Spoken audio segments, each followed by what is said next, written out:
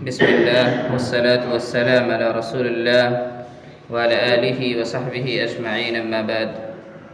قال الله تبارك وتعالى في كلامه المنزل: أعوذ بالله من الشيطان الرجيم، بسم الله الرحمن الرحيم. إن الذين يشترون بعهد الله وأيمانهم ثمنا قليلا أولئك لا خلاق لهم في الآخرة ولا يكلمهم الله ولا ينظر إليهم يوم القيامة ولا يزكيهم ولهم عذاب أليم.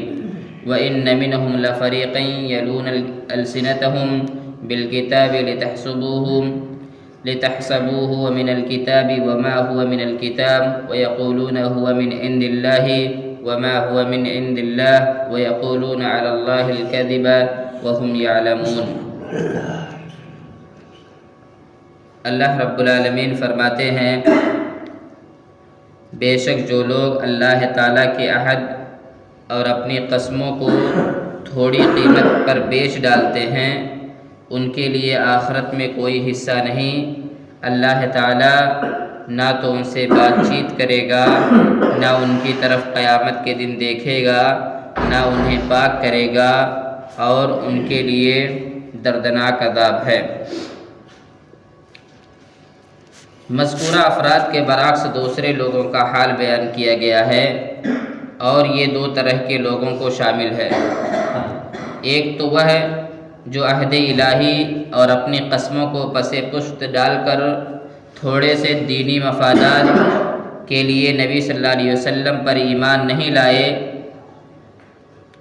دوسرے وہ لوگ ہیں جو جھوٹی قسمیں کھا کر اپنا سودا بیچتے یا کسی کا مال ہڑپ کر جاتے ہیں، جیسا کہ احادیث میں وارد ہے. مثلا نبی صلی اللہ علیہ وسلم نے فرمایا کہ جو شخص کسی کا مال ہتھیانے کے لیے جھوٹی قسم کھائے، وہ اللہ سے اس حال میں ملے گا کہ اللہ اس پر غضبناک ہوگا.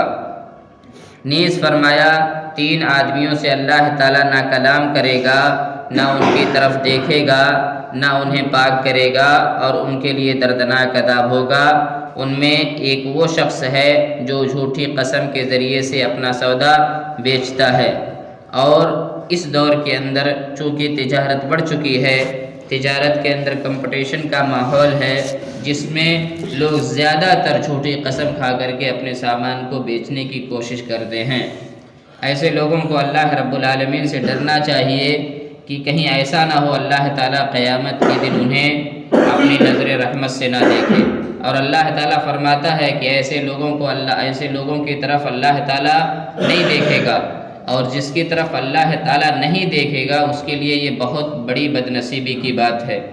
قیامت کے دن ہر مومن اللہ رب العالمین کا دیدار کرے گا، اللہ کو دیکھے گا، لیکن بڑا ہی بدنصیب انسان وہ ہوگا جسے اللہ رب العالمین کو دیکھنے کی اجازت نہیں ملے گی، اور نہ ہی اللہ رب العالمین اس کو اپنی نظروں سے دیکھے گا. پھر فرماتے ہیں، یقیناً ان میں ایسا گروہ بھی ہے جو کتاب پڑھتے ہوئے اپنی زبان مروڑتا ہے تاکہ تم اسے کتاب ہی کی عبارت خیال کرو، حالانکہ دراصل وہ کتاب میں سے نہیں ہے. اور یہ کہتے بھی ہیں کہ وہ اللہ تعالیٰ کی طرف سے ہے، حالانکہ دراصل وہ اللہ تعالیٰ کی طرف سے نہیں، وہ تو دانستہ اللہ تعالیٰ پر جھوٹ بول رہے ہیں. یہ یہود کے ان لوگوں کا تذکرہ ہے جنہوں نے کتاب الہی یعنی تورات میں نہ صرف تحریف و تبدیل کی بلکہ 2 جرم اور بھی کیے. ایک تو زبان کو مروڑ کر کتاب کے الفاظ پڑھتے جس سے عوام کو خلاف واقعہ تاثر دینے میں وہ کامیاب رہتے. یعنی جب وہ تورات پڑھتے تھے تو زبان کو ایسے مروڑتے تھے جس سے الفاظ کی ادائیگی صحیح طور پر نہیں ہوتی تھی، اور جب الفاظ کی ادائیگی صحیح طور پر نہیں ہوتی تھی تو ایسی صورت میں جو واقعہ ہوتا تھا اس واقعے میں ان کو شبہ ہو جاتا تھا اور الفاظ کے معانی بدل جاتے تھے. دوسرے وہ اپنی خود ساختہ باتوں کو من عند اللہ باور کراتے. بدقسمتی سے امت محمدیہ کے مذہبی پیشواؤں میں بھی نبی صلی اللہ علیہ وسلم کی پیشین گوئی لَتَتَّبَعُنَّ سُنَنَ مَنْ كَانَ قَبْلَكُمْ، تم اپنے سے پہلی امتوں کی قدم بقدم پیروی کرو گے کے مطابق بکثرت ایسے لوگ ہیں جو دنیاوی اغراض یا جماعتی تعصب یا فقہی جمود کی وجہ سے قرآن کریم کے ساتھ بھی یہی معاملہ کرتے ہیں، پڑھتے قرآن کی آیت ہیں اور مسئلہ اپنا خود ساختہ بیان کرتے ہیں، عوام سمجھتے ہیں کہ مولوی صاحب نے مسئلہ قرآن سے بیان کیا ہے، در حالانکہ اس مسئلے کا قرآن سے کوئی تعلق نہیں ہوتا، یا پھر آیات میں معنوی تحریف و ملمہ سازی سے کام لیا جاتا ہے تاکہ باور یہی کرایا جائے کہ یہ من عند اللہ ہے۔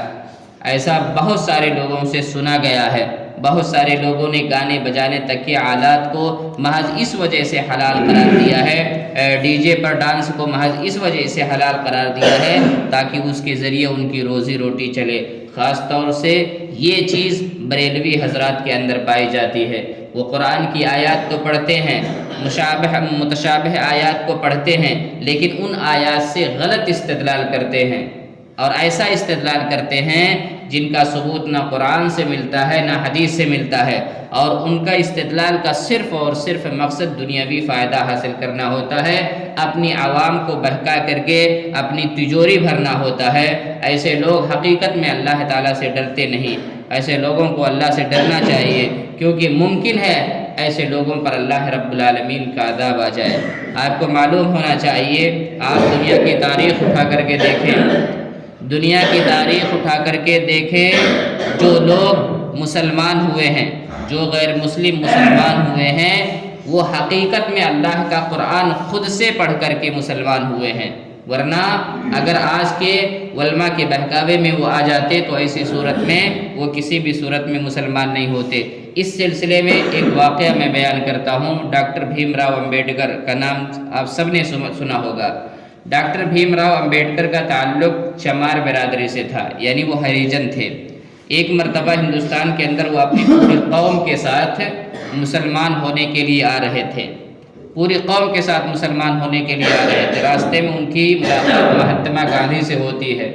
جب مہاتما گاندھی سے ان کی ملاقات ہوتی ہے تو وہ کہتے ہیں میں اسلام قبول کرنے جا رہا ہوں، کیونکہ ہمارے دھرم کے اندر بہت زیادہ بھید بھاؤ ہے، ہمیں ہریجن سمجھا جاتا ہے، شودر سمجھا جاتا ہے، ہماری حیثیت قدموں جیسی ہے، یعنی بالکل ہم لوگوں کے قدموں کی طرح سے ہیں۔